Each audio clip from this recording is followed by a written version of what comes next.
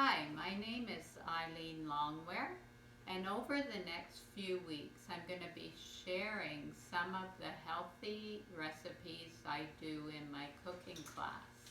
Today we're going to make roasted chickpeas, and this is an easy recipe.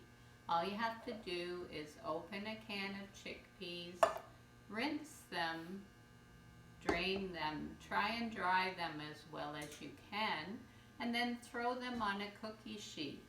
And to them we're going to add, just drizzle them with about 2 tablespoons of olive oil. 1, 2. And a little bit of salt.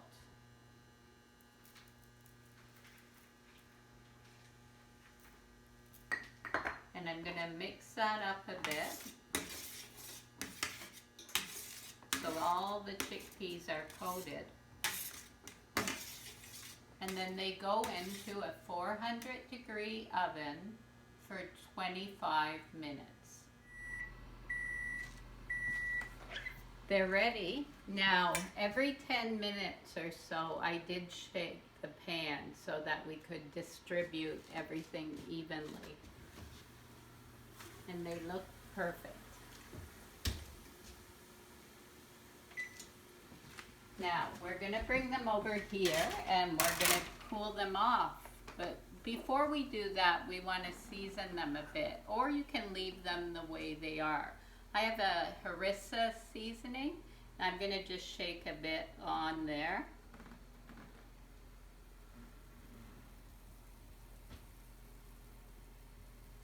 And then we're going to cool them down and we'll try them. And I want to tell you why I think this is a nutritious snack.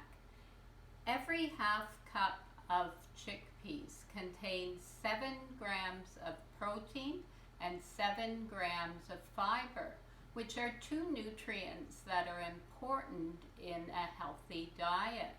So let's try our chickpeas and see how they are. Crunchy and delicious.